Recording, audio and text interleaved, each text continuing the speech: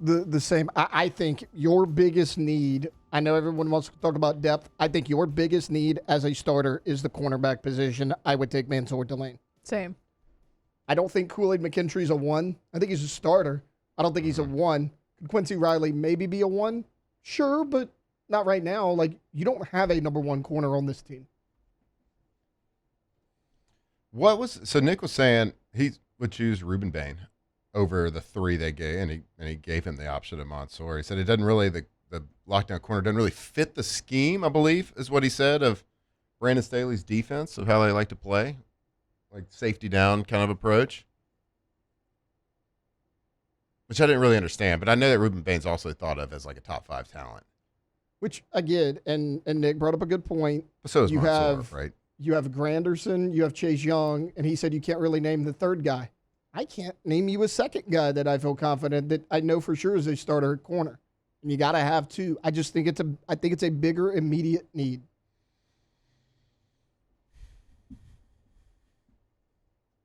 Hey, Jake, you good? We need to call Central Plumbing or anything? We good? That was well played. I know. You also know my stance on that. It's gross. What was it? What was the take? He said, "Who would you draft if you were the Saints in round 1?" Because we've heard us talk about it. We've heard some people join. We hadn't really heard from Tate and Alondra, so they were both taking Mansoor. I just agree with Taylor, and I think Jake said it too. I do think that that's your biggest need that you have right now. Like, I wouldn't be mad if we drafted an edge though, because you also need that. Like I said, any of the 3 players, right? I mean, I'd be okay with that. Yeah, I just hear a lot of people say, "Oh, you don't have any depth at this position." I don't know if you have starters at corner. I really don't. Yeah, not certain. Like, I would love a good wide receiver too. Like, I would love. That might be like 1A, 1B for me, a corner and a receiver. Yeah. But I feel like a receiver, I think you have enough to get by right now. And you could also deep. Do you think, hold on, I want to ask Alondra a follow-up here. Do you think at 8 that'd be too high, but at 42 it'd be perfect? Because that's kind of where I'm at. You might be able to get somebody pretty good at 42 also. Like, I don't know what they're thinking about Concepcion from A&M, but if he falls, he might be a good one. I don't know what other teams need right now, so I don't know like where somebody's going to get something else, but I think you could still get something valuable at 42. I just think that the corner is something that you need more than receiver, because you can get by with what you have. Have you looked up the Delane's just so good. The stats of what Brandon Staley likes to, like, what kind of defensive coach is he? I would like to see the breakdown as far as of man-to-man, how much they play man-to-man.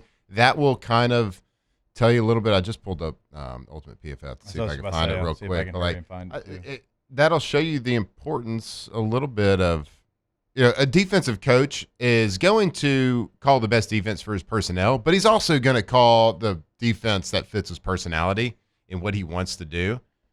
So if you're playing a high percentage of man-to-man, I could see the reach up to 8 with a corner.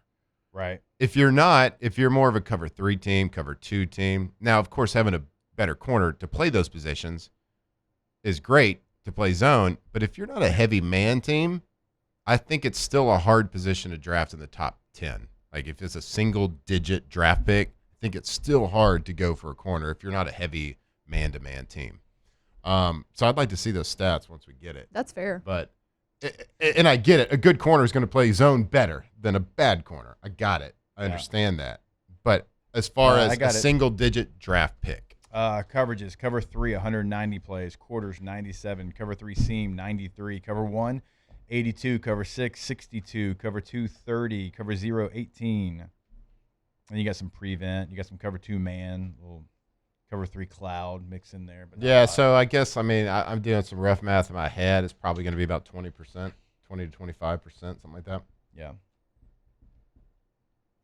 Well, between the cover 1, 12%, and then you got cover 2 man at a little over almost 2%. Yeah, 2 man's not necessarily the same situation, but I'm thinking the more no help deep type man-to-man. Cover 2 man is a different technique.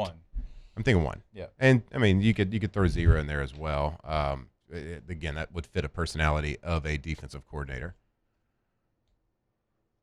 So I don't know. I mean, it seems pretty even coverage. Certainly, I think I heard 3 different zone defenses they play before man-to-man or quarters. Yeah, you love quarters. Now I get it. Like if you don't have the guys, and that might be what some of y'all are thinking that are listening. If you don't have the guys to play man, you don't play man. And I would agree with that, but still, the coach that coordinates the defense is always going to call the plays that fit his personality. Yeah. Right? Even if sometimes you don't have the dudes. More in college than in the NFL. Maybe you disagree with that. I feel like college, like, you're going to do what I say. Where NFL, sometimes if you get the right coordinator, he's like, hey, I've got this guy and that guy. I've always been this, and I'm still going to do this, but maybe I do a little bit more of that. Yeah, and I'm not saying they don't adapt a little bit, but it's not your job it's not the defensive coordinator's job to get the personnel. He's not a personnel guy. Right. He calls his defense. Yeah. It's somebody else's job to put the right personnel around him to play his defense. Now, he's going to adapt a little bit, but it's not going to skew the numbers so much. Like, it's not going to skew the numbers by 20 or 30%. Right. It might skew them by 5, 7, 8%, something like that, on what you call. But a coach that likes to blitz, he's going to blitz, even if he doesn't have the personnel to do it. Even if he doesn't have the corners to do it, he's going to blitz. Yeah. Because he thinks it creates confusion.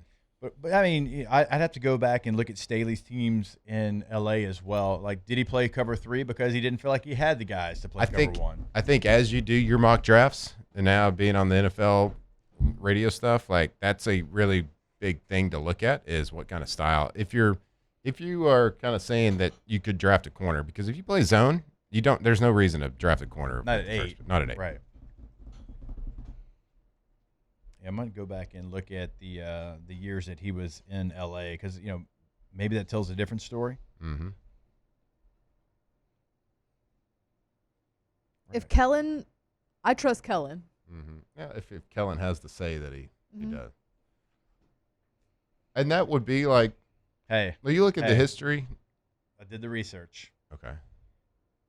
Cover 1 was the lead coverage when he was in L.A. Ooh, okay.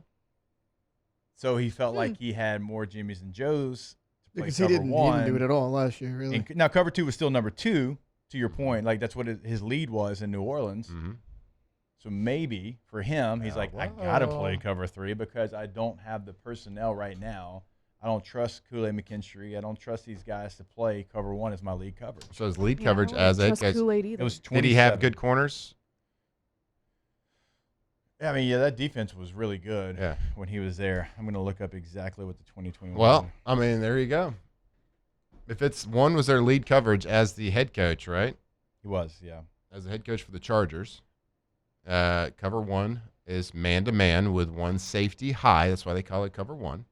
One safety high. That's why I call that single high ball. That's why they call it a shingle high. That's why a quarterback, if he's throwing a go route, he usually looks.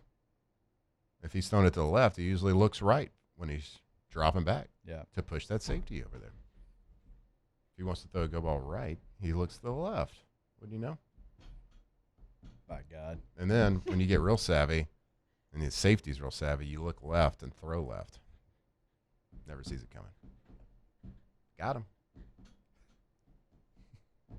That's when he had Chris Harris Jr., who was a really good nickel in the league for a very long time. Yep. Sonny Samuel Jr. was really good that year. Derwin James, obviously, being on that team. So there you go. Mansoor. Final answer. I'll take any of the 3. I will take any of the 3 players that we gave.